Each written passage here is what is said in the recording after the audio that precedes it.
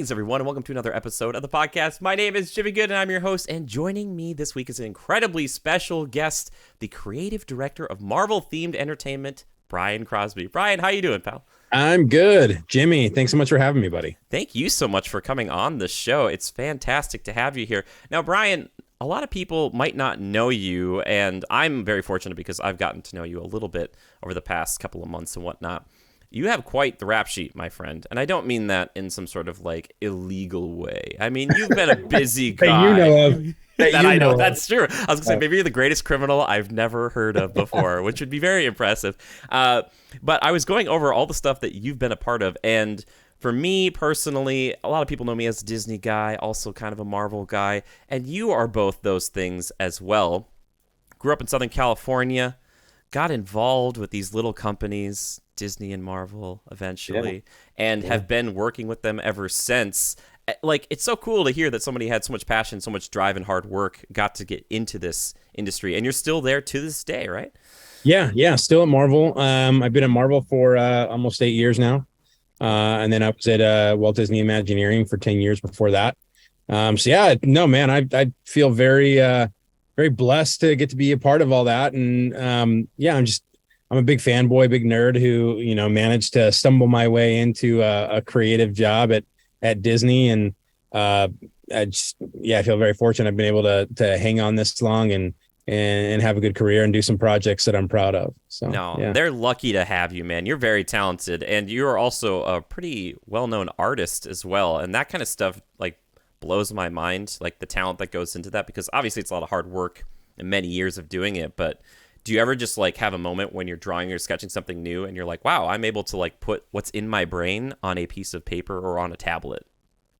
I don't know that I've ever thought about it like that exactly, only because it's all I've ever done. Like, I've done it my whole life. So it's always been something that I've been able to do. Even as a kid, I was always drawing and doodling. I used to love when my elementary school teachers would give me the math sheets. Yeah. And it was always blank on the back side. So I'd like just blast through the math so that I could just draw and doodle stuff on the back side of the sheet.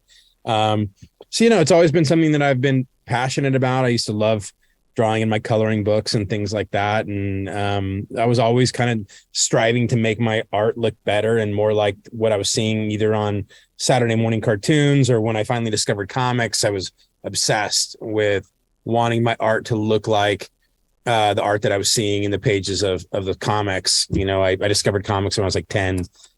Still have my first book to this day. Cool. Yeah. It was a Detective Comics number 576, which is the distinguished competition. So it was a Batman book, but but Todd McFarlane drew that book, and I just fell in love with what he was able to do with superheroes, and I wanted my art to look like that stuff. And so art's always just kind of been what I do, what I love doing, and yeah, so I was able to turn that into a career. But it wasn't easy. I mean, I had my first professional gig was drawing a very small press comic book called Barbie Spawn. Yes. Is a combo of the two things you would imagine. It's Barbie and Spawn, the doll and like the guy from hell. So it's like a combo of those. So cool. Two. Yeah, it was very weird first job, but it got me in the door, and then entered a design competition with Disney in 2005. One of my best friends, Josh Stedman, who is was a student at BYU. He heard about this design competition that Disney was doing, and you had to come up with a theme park attraction idea. And so he had the idea. It was all his idea to do an attraction based on the Rocketeer, the movie The Rocketeer. So we designed it, and I drew the storyboards and made them look like kind of an old 1930s comic book, and submitted those to Disney, and they really loved what we did, and was able to get an internship out of that and turn it into a full-time job. That's amazing. There's a lot to unpack there. The Rocketeer, by the way, I haven't watched that until a few years ago. It was the first time I'd ever seen it, and I love it. It's one of those like Disney live action things that was like on Disney Plus that I was like, oh, cool. I've never watched The Rocketeer. I'm gonna watch it now, and it is wonderful. It's It's great. It's so great. good. It's so good. And you know what, Brian? I've pitched plenty of ideas to Disney over the years through the channel. I should have just had you as a storyboard artist because apparently that's the way to in. You know what I mean? Just get it all up on like the storyboards like that. That's so cool though that you got to like pitch that idea, and like the Rocketeer as an attraction would be so cool if it wasn't like he should be more mainstream. The Rocketeer's really cool. Like We thought so too. I mean, from what I understand, there is a little nod to the Rocketeer in the new Mickey and Minnie's Runaway Railway out at really Disneyland. cool. Um, but yeah, no, we thought so too. We love the Rocketeer, and Josh he's a massive Rocketeer fan. And but I always dug it too because it was kind of like Disney's superhero before Disney owned Marvel. Yeah. And so the whole thing, it was really fun to kind of play in that sandbox. And yeah, I was grateful that Disney liked what we did, which was really flattering. And more than anything, I was just hoping to get an internship because I was going to school at Cal State Fullerton, and the only thing in my mind was that if we did well in this design competition, we could get internships, and I needed it to graduate. So that was all I was really hoping for out of it. And then once I got there and was doing the internship over the summer of 2005, I was working in the art, the information resource center, the art library, as we called it, kind of cataloging a lot of the artwork that was coming in. So a lot of the artists that were at Imagineering were bringing physical paintings in to be scanned and put into the system. So I was getting to talk to all of these amazing artists and kind of pick their brains. And I always had my portfolio there at the ready to if they'd give me 5 minutes to show them what I could do. And yeah. And then after that summer, I was able to turn it into a full-time job, and it started a whole career. So yeah, you just never know. You never know where some of these things are gonna take off. But that little design competition changed my life. That's amazing. And it just shows that like you put your passion forward like that and people responded to it. And of course, these companies you've worked for and still do work for wanted you because of that passion. Like you were going out of your way, not just saying, ah, man, I'm just going to be scanning stuff in all summer like a dink. Like you're like, no, I get to like these amazing, incredible people are going to come and show me their creative works. And I'm going to be like, hey, by the way, look at this. And they're like, oh my gosh. I mean, yeah, it was a pleasure to be in there just doing that. Like I was excited to be at Imagineering and to be seeing all this artwork and learning about attractions that were coming up and kind of be on the inside. This place that I thought of as like Willy Wonka's chocolate factory. Yeah, totally. And so to be on the inside of that and learning about what it takes to create attractions, because that was something I didn't really know. I never worked at the parks or anything like that. I loved going to the parks, as you mentioned. I grew up in Southern California, kind of in the shadow of Sleeping Beauty's castle. So I'm very well versed in navigating Disneyland and those things. And and we would go every year to Disneyland. My parents would take us out of school one day in May. So I loved Disneyland, and I loved Disney storytelling and Disney films. And I think the first time I even became aware of Imagineering was they had these small segments on Disney Channel called Imagineer That. Yes. And they would show like Imagineers doing stuff. And I remember seeing one episode in particular that I remember was Imagineers that were also scuba divers. Yeah. And were going down into the submarine voyage attraction and doing maintenance on the attraction as scuba divers. But all I could see is like they're swimming with like mermaids and sea serpents and buried treasure. I'm like, that is the coolest job I could ever imagine. And but I never really considered it a job because I didn't know who Imagineers were. I didn't know any of that stuff. And but for comics, I knew, because like I said, I bought that first comic book, and immediately I opened the comic book and saw drawn by Todd McFarlane. And it's like, oh, okay. And now I know there are people that do this for a living. Like there's a guy somewhere that's sitting around drawing superheroes. Like I need to be that guy. Which is so cool. Ultimately I did get to become one of those guys, which is great. But yeah, that being an Imagineer and designing attractions was not something I'd ever really banked on. And I just really loved my time there. Yeah, and as luck would have it, you came on to help with the very kind of ending portion of the Finding Nemo submarine voyage.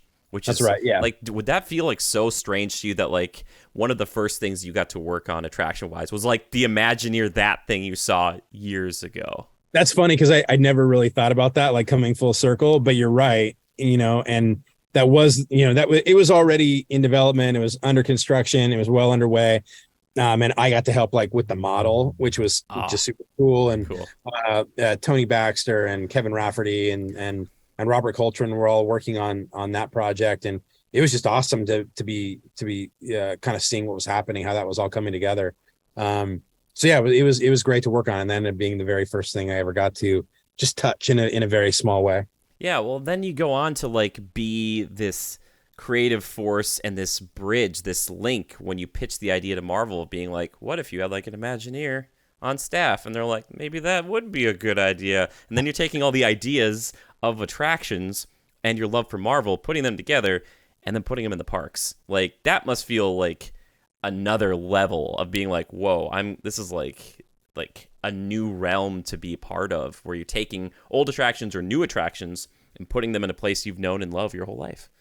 Yeah, well, I mean, and that it was kind of funny how that all came together. I mean, because when the Walt Disney Company bought Marvel in 2009, it was like Christmas morning to me. I remember opening up my computer and seeing those two logos, like Disney and Marvel together, and I'm like, this can't be real. Like, Yeah. this can't be true. And so it was like I had to verify with so many other sources to make sure like this is actually a thing. And sure enough, and I was so excited. And we immediately started brainstorming like what we could do with Marvel in the parks. But you got to remember, this is the very beginning of the MCU. Yeah. So it was like Iron Man and Iron Man 2 and the Incredible Hulk were the only movies that had come out from Marvel Studios up to that point, and Thor was in pre-production. And so people didn't know about characters like Loki and, let alone Guardians of the Galaxy and the Yeah. Eternals, all the characters that are now part of the pop culture zeitgeist. But I did because I was a big comic nerd, and so I knew that stuff. And so immediately I was got kind of put on a lot of different Marvel discussions and Blue Sky, and yeah, just made really close relationships with the folks at Marvel. Had a chance to meet and work with Kevin Feige and Joe Quesada and Dan Buckley and so many others at Marvel. It was just really an exciting time because it's kind of the beginning of all of that and what we could do with Marvel. That's so cool. And now you're still with them, but some of the things you have worked on, in particular, Guardians of the Galaxy Mission Breakout, I Yeah, am man. sure was such a tough thing to deal with, because you're taking this kind of beloved, iconic attraction and you're kind of twisting it and changing it up a little bit. And at first, I'm sure the pushback was insane, where it was like, people are like, we're going to chain ourselves to Tower of Terror. You can't take this down. Like, please, But then turns into something a lot of people love, and it's crazy lines all the time still to this day. Yeah, no, yeah. I mean, we certainly heard that, right? I mean, we heard the pushback, and I get it. I mean, look, I come from fandom as well. I get when you get attached to something and you don't want it to change because you have this vision of like it's always going to be there. Even if I don't go write it every time, it's like comfort food. Like I just need it to be there. Yeah. It's like something, pick anything, like great moments with Mr. Lincoln.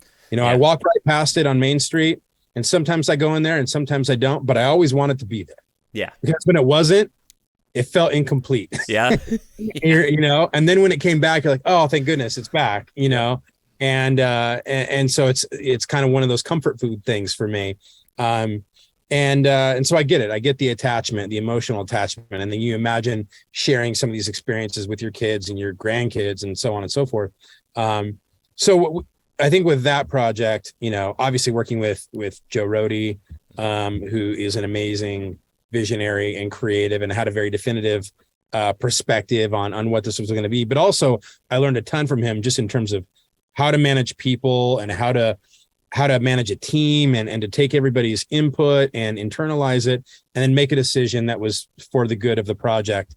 Loved working with him, and I just learned so much. He was an amazing mentor. But we felt really passionately about what we were doing with that story, that we were doing the right thing, that we were doing something that was fun and different, and it was musical and was irreverent, all those things that Guardians of the Galaxy as a film franchise is. And so we really believed in it. And so despite the initial criticism and the feedback, I think we felt confident that once we get to launch this, like, people are really going to dig it. Even looking at the building, like, this is very radically different from anything anybody had ever seen. But Joe's vision for that building was that it kind of harkened back to the Jack Kirby aesthetic of the 1960s comic. You look at some of the stuff that Jack would draw back then, like the techno jungle of Wakanda. It kind of has this very, and even the machines that Reed Richards would be working on with Fantastic Four, it all, all the cosmic stuff. It was just, Jack had a very distinct style. And so that building, I think Joe certainly had Jack Kirby in mind when coming up with that design. Yeah, and on top of all of this, too, like with things that are now established, we have things we're pulling from other countries that you have worked on that are coming here.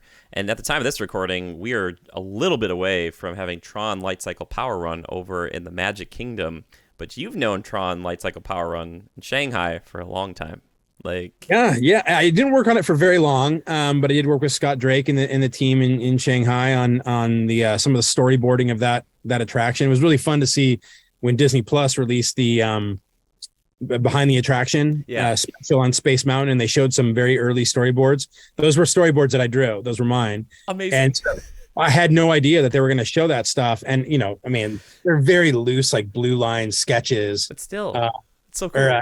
I know. And so I'm sitting there watching the special, and they start talking about Tron, and then it was like on my TV, like full screen, my little storyboard that's like 3 inches wide, which was kind of jarring and fun to see. But yeah, I love the Tron franchise, and that was a lot of fun to work on. And fortunately, I was able to go over to Shanghai and write it as well later on. And I was actually there with Joe Quesada and CB Cebulski, editor-in-chief of Marvel Comics, and we all wrote it together. And it was cool to be there because we had just come from the opening of Ant-Man and the Wasp Nano Battle, I believe, if my timing is correct. Anyway, my timing might be off. It might have been Iron Man Experience that we were there. I think it was. Yeah. It was Iron Man Experience we were there to see, and then we went over to Shanghai and rode Tron. Yeah. My dates could be off, but I'm pretty sure that's why we were there. Well, another thing, you bring up Iron Man Experience, and I love that you had this crazy idea. It's like, well, Star Tour Simulator, if we bring it somewhere else, it doesn't have to be Star Wars, even though for many of us, like, Star Wars is so inherent, like, to just us as people who love pop culture. Like, we love Star Wars. But I love the idea of you taking this thing and saying, like, let's do something completely different with it. Let's focus in on one Avenger, even though I think the original pitch was for, like, all the Avengers to show up. But to focus in on just Iron Man, who is just an incredibly popular, fun character, and take that direction with it. Like, and I think it worked out pretty well. Yeah, well, first of all, you've done your homework, Jimmy. You've definitely read my bio. What can I say? I'm thorough. I never do anything halfway, mi amigo. Yeah, no, that was really cool. Because I was able to, the lifespan of that project, about halfway, I went over to Marvel, so I was able to finish it up as the creative director of themed entertainment at Marvel, but started it over on the Disney side, working with Robert Coltrane again, and Ted Robledo and Alex Scribner. And so that was a really fun team to work. Steve Spiegel, who was the writer of that project. So really fun. None of these are done by one person. Yeah. So I hesitate anytime anybody says, well, you did this. They're like, well, there's actually a lot of people that did this, but yeah. So the very beginning of it, though, did come to me in like 3:00 in the morning, and I put together a very rough storyboard that, because we had done a bunch of work on, initially how to bring Star Tours into Hong Kong, and then later on, and then how to bring Marvel into Hong Kong Disneyland, and that generated a whole lot of discussion about just philosophically how you bring the Marvel universe into a Disney park. Mm-hmm. The story I love to tell is that, when you walk into a castle park, especially, there is the plaque that says, here you leave today and enter the world of yesterday, tomorrow, and fantasy. So the promise that Disney makes is, we're going to leave Anaheim behind. We're going to leave Hong Kong behind. We're going to leave Paris behind, and you're going to enter these fantastic worlds.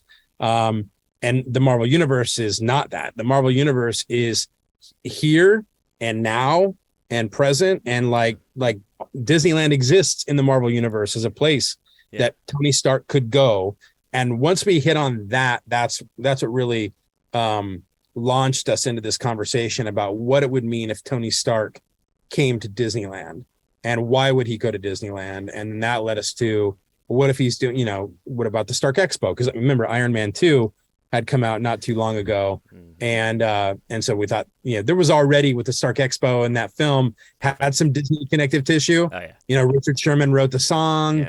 Yeah. So there was definitely some connective tissue there. And so it felt like a great way to start to introduce the Marvel Universe, was just acknowledge that Disneyland is a thing in the Marvel Universe. So so when you fly out of that hangar bay in the Iron Man experience, you fly past the castle, and then out out over the bay into the city of Hong Kong that's under the attack from the forces of Hydra. Not totally unlike, we talked about things like Mission Space. If you remember, in Mission Space, you zoomed up and you could see Disneyland beneath you, like going away. Oh, yeah. And so it was kind of like, well, that was another attraction that acknowledged that Disneyland was, that I was actually in Disneyland, and now I have left Disneyland. So that kind of occurred to us as well. Well, it's kind of like in Mission Breakout, one of my favorite lines from Rocky's like, "Is that Disneyland? That's thematically inconsistent," or something like that. You're like, what? And then you fall down because you're like, oh yeah, we're having fun. Don't worry about it. You're having a good time. Which, by there was the way, a lot of debate about that line. I bet there was. I bet there was like two camps, and there's like a camp that was so for it, another camp that's like, you can't bring it up. It's just, you're looking out into space. Like, was there ever a thought of like, we need to put like something so they can't see out, so it's just space you're looking out into, or was it always going to be looking out over the skyline? I think that may have come up in a brainstorm at some point, but I don't recall that ever being entertained for very long. That was just kind of, people like that vista, they like seeing that. And it is a good reminder of how high up you are. Oh my gosh, so much. And it kind of enhances the fear of it all. Oh my god, it's so good. And Monsters After Dark, I don't know who, like, it was a team effort, right? But still, like, if it's so good. I love Monsters After Dark. I'm glad. Well, yeah, and that was, in fact, as far as I know, there are only 2 instances of a sequel being done to an attraction, and that's one of them. So, Monsters After Dark takes place immediately after the breakout happens from the original version, and the other one is Ant-Man and the Wasp Nano Battle in Hong Kong, which, if anyone goes on that attraction, you discover that it's taking place at the same time as the Hydra invasion that's happening in the Iron Man experience. It's cool. So you can still ride Ant-Man and the Wasp and have a great experience and not feel like you have to understand the continuity of what's happening over there. But if you happen to ride Iron Man first, it does make a little more sense when you're riding Ant-Man and the Wasp, and you get the, like, where is Iron Man? Why is he not helping us right now? Like, oh, because he's fighting a bunch of Hydra Walker robots over across the bay. Yeah. So as far as I know, those are the only 2 sequel attractions that have been done. Fair enough. Okay, cool. Yeah, I was trying to think about that. I was like, yeah, Haunted Mansion Holiday doesn't really make any sense. Like, that's not really a sequel. It's just like Jack Skellington and his buddies show up. They're like, we're taking over. Don't worry about it. And it's like, oh, okay, cool. Yeah. That's great. Okay, so speaking of Disneyland and stuff, we're going to get to our main topic here in a second, but I just need to know top 2, 3 favorite attractions in all of Disneyland or Disney park wise. Is there anything that comes to mind immediately? Oh yeah. Without hesitation, my 2 favorite attractions are Peter Pan's Flight and Pirates of the Caribbean. Okay. There's so I love pirates. But I mean, I don't know. I've always been fascinated by pirates in general, and Peter Pan, I've always thought was such a perfect movie for everyone. It's got never growing up, and you get to fly, and there's mermaids, and there's pirates, and it's just like on an island, and you get the whole thing. It captivated my imagination as a kid. As a kid, Peter Pan's Flight was easily my favorite attraction. Like, that was one thing I had to go do every time we'd go every year. My mom and dad would buy me one of the green Peter Pan hats, and I remember only one time did we actually see Peter Pan in the park, like walking around, and it was him and Captain Hook and Mr. Smee, and I believe this was 1985, if I'm not mistaken. Oh wow, So Cool. Marty McFly had just gone back in time, and I got to see Peter Pan at Disneyland. Those are the two things that happened in 1985. That's so cool. Yeah, that's a few years after the Fantasyland refresh or the new Yes, Fantasyland, that's right. which is really cool. It's interesting you bring up the Peter Pan thing. This happened a few years ago to my stepfather. He was at the Magic Kingdom in Florida, and Peter Pan came up to him, hopped up on like a little thing that my stepfather was sitting next to, and he just had a conversation with him for like 20 minutes. He's That's like, awesome. Peter was just sitting there chatting with me. Even though I still submit, Peter might be kind of a villain. He does chop a man's hand off and feed it to a crocodile. I'm just saying, Peter's a little bit of a loose cannon, all right? Hey, He's you, questionable. you do what you got to do. You got- do.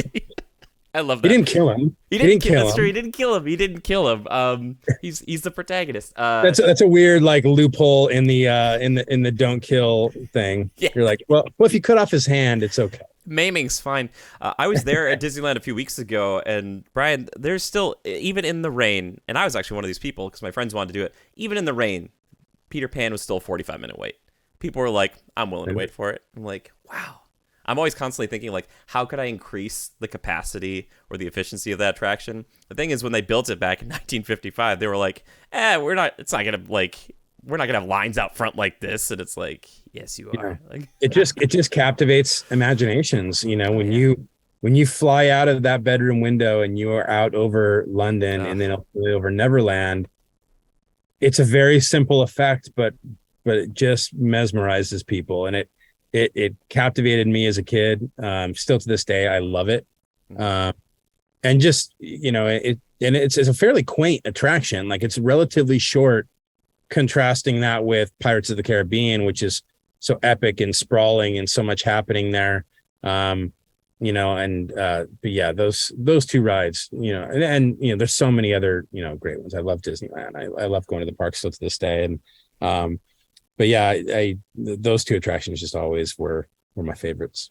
well, I'm glad to hear that, especially about Pirates of the Caribbean, because it is definitely in my top 3. I always tell people, Brian, if you could only go on one attraction in Disneyland, if someone had never been in their whole life, I'd put them on Pirates, because it seems quintessential Disneyland to me. And if you miss it, there's so much bang for your buck. It's like a 15, 16-minute ride. Like, it's this whole thing. Like, we're not capable of making something like this anymore, I don't think. It's just like, it's too big. I don't even understand how it works. I've tried to think about this a few times. I'm like, how does this fit physically in Disneyland? But I don't want to know, because it seems like it breaks my mind. And I'm like, I don't want to know. I don't want to know how it works. I never need to know. And I love that about it. And I will tell you that I've looked at the layout, and it is, if you ever have a chance to interview Imagineer Tom Morris, okay, ask him about the layout of Pirates of the Caribbean. Okay. He and I talked about this a lot, and he's very passionate about it. But it is fantastic the way they figured out how to make it all work. And then when you think about where you actually are in Disneyland, when you are at certain points in the ride, you're like, I'm like under the kitchen right now. Yeah. Like really. So it is a peek behind the curtains, but yeah, it's so brilliant. I love it. I love it so much. But yeah, I agree. And as someone who rode Guardians of the Galaxy Mission Breakout repeatedly at like 1 or 2 in the morning while we were doing testing and trying different songs and all of that, and after like 6 or 7 rides, you're like, I'm good. Like, I can't. Yeah. I can't do it anymore. But Pirates of the Caribbean, I could do that one. I could just keep going round and round. All day, baby. I love that so much. And we have a common friend. We're both friends with Chris Provost. Yeah. And one of his most watched videos, I believe, is where he did the Space Mountain Challenge, or the Churro Challenge, excuse me. The Churro Challenge. And he would ride Space Mountain and then eat a churro, and ride a Space Mountain and then eat a churro. And he did that, I don't know how many times, like 12 times, or something like 12, that. 12 and a half. Before he threw up. Yeah. Like I don't know what the Pirates equivalent of that is, but like, I could just do it all day, no problem. Exactly. Okay, I've heard other people come up with this, and I swear I also did it at the same time, but it's a Pirates and Beignet challenge. You eat a beignet, and then you hop on Pirates. It's not that intense. It's not supposed to be. Like, you're supposed to have a good day, baby. Like, well, I did. I issued a challenge to Amanda Provost, and if she is listening to this, she has not held up her end of the deal.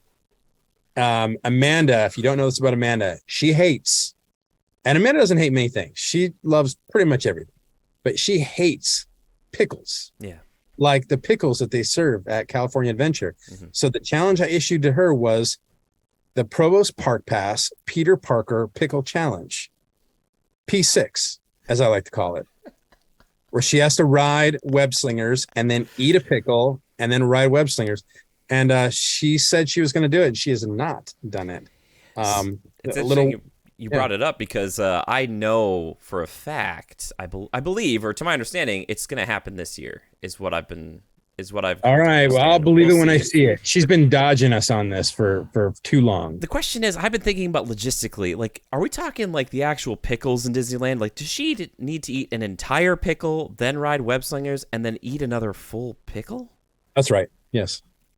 Yeah. That's a lot of pickles. Could we do? It's a lot of it's a lot of pickles.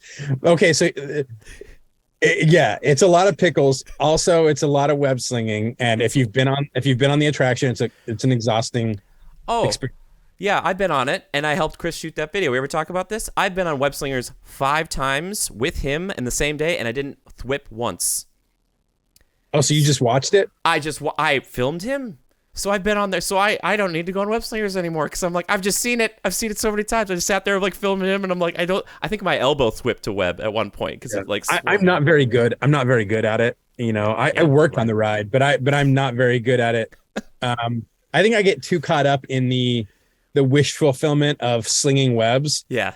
Like, woo, yeah. And I know this is an audio podcast, and you can't see what I'm doing, but I'm whipping in the air like the way Spider-Man holds his fingers, and like other people are just going ham, you know, trying to collect everything, and I get too lost in the oh, look at that, the shiny objects, and like, so I end up with a very low score. I'm not a very good gamer, I guess. That's okay. It's like a team effort. So as long as you're doing it together as a group, you get a better like it's all about that. But also here's my counter though.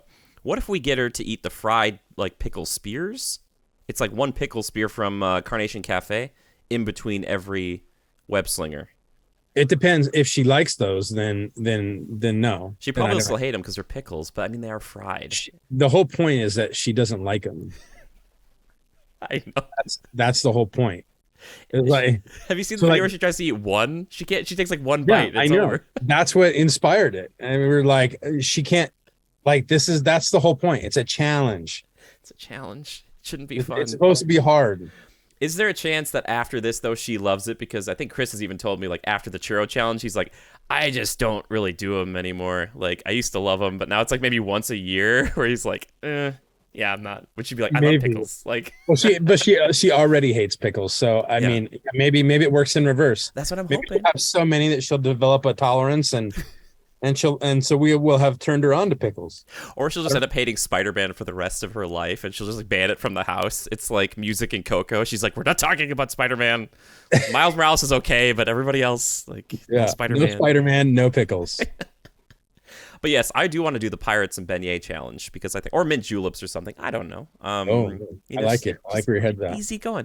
But yeah, when it's funny that you brought up the whole like comfort food thing because there was a time that Pirates was down for a lengthy refurbishment last year, and I remember like not feeling like I wanted to go to Disneyland at all because I felt like with that missing for me personally, it was like the heart of Disneyland was not there, and I just was so sad to see it under construction. And I would go and I would be like, oh man, Pirates. And then when it finally reopened, I was like, thank you so much. Yeah, you need it there. You need it to be there. I need forever. it. I need it to be. I need the bromine, and you can get bromine on other attractions, but it's not the same. I want to wave at the people at the Blue Bayou, and sometimes they wave back, and sometimes they pretend not to see me, but they see me. Yeah. I mean, you know, and that all of that is just it's the genius of Walt Disney. Yeah. You know, because there is the notion like we would never design it. I don't think the way it's designed today. I mean, you look at. No. If you look at Shanghai Pirates, right, and it's in like a cove and it has like a shipwreck out front, and you're like, okay, this feels like a piratey area, and then you go, well, New Orleans Square, it's like a building. It's just a building, but there happens to be a boat like going through the inside of the building, Yeah. and like Lafitte's Landing, and there's like a bayou inside, and you're like, Yeah. like, okay, I mean it. It just like I would never come up with this in a million years. Like, what should we do inside of this building in New Orleans? Oh, yeah, a pirate boat ride. Like, well, okay. I mean, it Yep. doesn't make sense, but yet it does, and it works, and nobody ever questions it. Nobody ever goes, why is there a dock inside of this building? It's so true. I never even thought about that. It's so You know, funny. And I just love like the old videos of Walt like talking about it, and he's like, "Well, we had to go down two waterfalls to get down to the caves and everything. oh, yeah. So how do you suppose we'll get out?" And then like the lady, like she's like, "Oh yeah, well you go up the waterfall." It's like that's right, and it's like back in the Anything's day. possible at Disneyland. Exactly. Like if some person walked you on the street, they're like, if you go over a waterfall, the only way to get back up is to go up the waterfall. You'd be like, you're out of your mind. But when Walt Disney says it, you're like, I completely believe everything you're saying. Like, Yeah. Well, my kids hit me up last time we were on it, and they're like, "How does the water get back up here?" And you're like, "Because I know we went down and we're in the water, and then water went down with us, and then water went down with us again, and then we went through water, and then we came up. You're like, how did this water stay and not go back down? Like anything could happen at Disneyland. anything happen at Disneyland, baby. We'll have to get Morris on it. Be like, Morris, talk to me about the water. No, where are the pumps? We do. No. It's so fascinating. But of course, then it spawns the thing that I want to talk about a little bit today, which is I asked you like, what are some of your favorite movies of all time, and you brought up Pirates of the Caribbean: Curse of the Black Pearl. Yeah. Which I, at the beginning, before we even started recording today, I was like, oh, yeah, hey, Brian, it's been like 20 years since this movie's been out, just about, which is kind of crazy. Like, amazing. And I want to just briefly talk about it because it was the beginning of us starting to see things like a future Haunted Mansion movie, which also came out that year, and then the Jungle Cruise movie, a Tomorrowland movie. It was the beginning of those attraction movies. And, man, out of all of them, it's still my favorite. It's still so good, and it holds up. I don't know when the last time you watched this, Brian, but it's still so good. It holds up, and I know some of the other films in the Pirates franchise are sometimes get a little bit of flack from some fans, but I love the whole series. I Yeah, me love too. all five of them. I think they're so brilliant. I think it's so fun. I love the characters. I love it. The music. It all holds up for me. And it was so unexpected. Like this is the internet was starting to really become a thing, and it seemingly came out of nowhere. Like I didn't know anything about it, and I was so excited when it came out. Yeah, and by the way, for some of the work that we ended up doing at Marvel and at Disney, the Disney Kingdoms comic book series, Yes. where we took attractions and turned them into comic book stories. Pirates of the Caribbean: Curse of the Black Pearl was our North Star for all of that, because we said we need to do in comics what the Pirates films did for the attraction Pirates of the Caribbean, which is you take familiar elements, locations, moments, and so you watch that first movie, and there are little nods to the attraction all the way through, but they gave us completely new characters in Barbosa and Elizabeth Swann and Will Turner and Jack Sparrow, all these new characters that were never in the attraction before, but yet it felt familiar but totally new and fresh. And that, like I said, that was our North Star for creating all of the comics that we did with Marvel. But yeah, I love that film franchise. It's a Crosby family favorite. We were talking before we started recording, and some of those movies that if they happen to be on, I don't care where it is in the movie, we're stopping everything and I'll watch it. And inevitably everybody else in the family will come in and watch. Pirates of the Caribbean is one of those for us. Along with Captain America: The First Avenger. Yes, that a guy. I love it I love that so much. And like movies like that, like watching that again the other night, it reminded me why I got into this business. Like that, I want to make that sort of thing because I look at that and like it inspires you. It's escapism. And another thing you kind of mentioned, it has all these nods in it to the attraction, but kind of like a great like comic book movie. It does such a great job of not saying like, oh, you need to have ridden this attraction to appreciate it. It's in there for the fans, but it also ties in narratively. And it's like the little girl singing, yo ho, yo ho, a pirate's life for me. Jack sings it later on. Elizabeth sings it, but it's like, it's not something that you need to know the words to appreciate it in the moment. But if you do, you're like, oh, you're like, Yeah. oh, Yeah. like it's so Uh, good. So from beginning to end, the movie, I mean, I don't like to call too many movies flawless, but Curse of the Black Pearl, I cannot think of a moment in that movie that I don't thoroughly enjoy. Like I love it from beginning to end. And there's always something to be said for the final shot in a movie. Because it's that one, it's the I am Iron Man moment. yeah. It's that thing that's the last thing you remember. And when Jack Sparrow says, "Drink up, me heart is yo ho," and he closes the compass and it just kind of claps it, and that's when it goes to black. And then you're just like so excited. You're like, I just start the movie over again. I'm gonna watch the whole thing. Yeah. There's something to be said for that final shot, just really driving it home and leaving you with that feel good. And I remember the original Spider-Man movies. I think the first three at least, you Oh, always ended with Spider-Man swinging through the city, and then in the last one when we got Far From Home, again it was Spider-Man swinging through the city. So your final thing that you remember is Spider-Man just being Spider-Man. yeah. And and Pirates of the Caribbean does that same thing. That final shot is so important, I think. Oh, it's amazing. And also just like the screenplay itself, all the characters are so well written, and they're all such protagonists. And what I mean by that is that like all of them have goals, and they are all like moving forward. They're always doing something. There's not a lot of just people kind of sitting around. Like they all have something they want to have get done. And then you start getting into the mixing and matching of like, who is Jack's, like, where is he really on? What side? And then like, because you're never really completely sure, even though Yeah. you're like, I really want to like this guy, but is he kind of a bad guy? And he's kind of ruthless. And there's always this kind of like, he's gonna point a gun at you and be like, I don't want to kill you.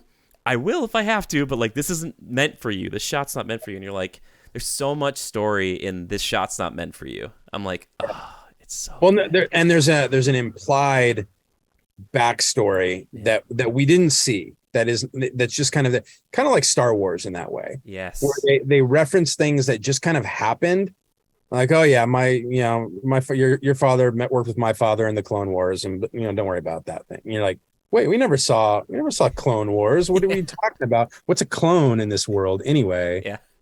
We find out later on, but like at the time when that movie comes out, you're like, I don't know what you're talking about, but there's this kind of like, there's this history that's there, and Pirates of the Caribbean, Curse of the Black Pearl does the same thing. Like there was this time when Jack was the captain of the Black Pearl, Yeah. and it was very special to him, and there was a mutiny against him that all of his trusted buddies rose up against him, and Barbossa as well, and put Barbossa in charge of the Black Pearl, this implied history that we never got to see on screen. And so it adds this layer of depth to each of their characters that I thought was so brilliant. Even when he comes into town, at the and you see the pirate skeletons, hanging in the rocks, and you go, okay, this is a place that doesn't welcome piracy. And here comes Jack Sparrow, on the ship that's slowly sinking into the water as he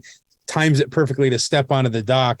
And we were all in. We're like, we don't know who Jack Sparrow is, but we love this guy. And we're like, where did he get all his rings? Why does he have all this thing and the tattoos and there was such beautiful character design. And by the way, sorry, I'm talking a lot about this, Oh, that's but I'm fine. really passionate about this. And it's an audio podcast. That's what you're supposed to do. Yeah. But Davy Jones is, and I know he's not in the first movie, and we're talking about the first movie, but Davy Jones in the second film, I still say is the most one of, if not the most brilliant character design in cinematic history. Yeah. That's I great. absolutely love Davy Jones. He's my wallpaper on my iPad. Like Cool. I love Davy Jones. I think he's just so great. But that across the board, this just the character design and the world building that is in these films is so cool. Something I appreciate a little bit more as an adult too is that there's like this little kind of through line that like Will the blacksmith, like nobody knows that he's the guy actually making the swords because his mentor is like a drunk, and there's like this, like in the beginning he like makes the sword, and then the governor's like, yeah, it's pretty good, tell your master he did a great job, and Will's like, oh, appreciate that, thank you so much, it's always like to hear that. And then at the end of the movie, when good old Commodore Norrington, before his fall from grace, he says nice things about the sword, and he says like to Will, like, I'd expect the person who made it to do the same, because he knows. And it's like stuff like that where I'm like, I'm seeing this movie 20 years on, and there's still stuff I didn't pick up on as a kid, because when I was younger, I was like, oh man, they're fighting to the death, and now it's like, oh, there's nuance. I'm like, it's so good. It's so good. I love it so much. And it's a self-contained story too, where if it would have been the one and done, it'd be incredible. I'm glad it spawned a bunch of other things, but at the same time, you can watch it by itself and you're like, man, that's great. That is so great. And everybody in it, I think, is wonderful, fantastic. Everyone talks obviously about Jack Sparrow, a true legend, an icon, but man, Barbossa's my guy, and I absolutely love him in everything he does. He's just so much fun to watch. He just loves bringing out a gun and shooting somebody. Like, that's his thing. Like, and his sword fighting style, I don't know. He's so cool. But the weird thing is, to me, and I don't know if you feel this way about him, Brian, but he doesn't feel like he is the main bad guy, but it still feels like he's got the first mate mentality, because like his crew still kind of doesn't really listen to him. Like, you know what I mean? Like, they're still kind of mean to him, and he's like, I'll fight all of you undead people because I'm undead. Like, but I love that about him. There's this like kind of tiny inferiority complex about him all the time, but he's still in charge. And I don't know, it's just such a great performance. He's so grimy and dirty, and he his fingernails are gross, and you're like, oh gosh. And he managed to take stereotypical like pirate tropes, like in the way he talks, and blooming cockroaches, and he's like a, like if you're gonna draw a picture, when you close your eyes and think of like a pirate, like that's Barbossa, just the whole thing. And but it doesn't feel what's the right word? It feels unexpected and feels unique at the same time, building on a lot of traditional tropes and things that we've seen or imagine when we think of pirates. So great. He's so great. And I love that he's kind of intelligent, that also like belies this kind of past, that he's an educated man. But he also just says the most piratey thing ever. He says like, people are easy to search once they're dead. And you're like, oh my gosh. Or like, it's such a pirate. Be like, what? We're not going to let them live. I'm not going to let you go over and try to like figure out what to do, Jack. It's like, we're just going to kill them all because we can't die. Right. It's so good. We could go on and on about this. I really could, but I want to be cognizant of the time of this, because otherwise it's going to turn into like a 2 or 3 hour thing. But any final things you want to say about Pirates of the Caribbean, Curse of the Black Pearl? No. I just, like I said, it just holds up to this day. I love what they did in this film. It's one of those movies that even though it came out 20 years ago, I'm 45, so I saw it when I was 25 years old, but it made me feel like a kid again, and still when I watch it to this day, I think back to the movies that I watched when I was a kid, movies like Star Wars and Back to the Future and Goonies, like it felt like this big epic adventure movie, and you just kind of get lost. You get transported to the world of pirates and the time of pirates, and it just completely it's so beautifully designed, and I just thought they really took something and made it really quite special. That still holds up to this day. So happy 20th anniversary, Pirates of the Caribbean, Curse of the Black Pearl. I agree with you completely. I just like, and even for the time, those special effects, like I think they hold up pretty well, especially Barbossa. Yeah. Like Barbossa looks so good when he's drinking the wine. Oh my gosh. And just that's another one of those callbacks. Like everybody remembers that moment from the ride when the skeleton's drinking the wine or the rum or whatever it is, the red liquid. It might be Kool-Aid, I'm not sure. But it's it's and it's just going down his body. And then they did that bit. And you're like, oh, I remember that from the attraction. So cool. But it's a completely different context. And then you start to wonder, you're like, okay, were those like ghost pirates in the attraction, like I'm seeing in the movie? Are they alive? And I was just getting a snapshot of them. So great. Oh my gosh, I get so excited. like I love this stuff, man. Me I too. love it. I love Marvel. I love Disney. I love being a part of it. And but it's movies like this that like I literally just become a 10-year-old kid again watching this stuff. So it's I love it. I'm just So good. glad you picked this one because it's probably one of my top 10 movies of all time. And watching it again just kind of cements it where I'm like, yep, everything in this movie is like, I don't know what I couldn't trim anything. All of it's like, it's all great. It's all necessary. It's perfect. And I love it. I really do. Yeah. Also, skeletons walking underwater. So Brilliant. cool. So Yeah. cool. Oh, what a visual. The guy with like the dreadlocks and they're like Oh going in yeah. the water. Oh, Uh, ugh. I So mean, good. iconic attraction. We need it there forever. Forever. Iconic film. We have it forever. We have So forever. We have it like, forever. let's make more. Please make more pirate movies. I want them. I Yes, need please. Yes, I hope so. I'm really hoping so too. Who knows? Maybe that sixth one will come up one day. I feel Oh, I like hope there's a so. chance. There's a I hope chance. so. Cross our fingers. Brian, thank you so much for joining me here today. This was such a pleasure to hang out and chat with you. If people want to follow you and your amazing creative career and your drawings and all this stuff, where would people find you? Sure thing. Well, first of all, yeah, it's been great, Jimmy. Thanks so much for having me on. This has been awesome. Just nerding out with you and Yeah. talking shop and talking fun stuff. But yeah, if you want to see the stuff I'm doing, you can go to Instagram. It's really the only social media I'm on. But at Wizard of Croz 23.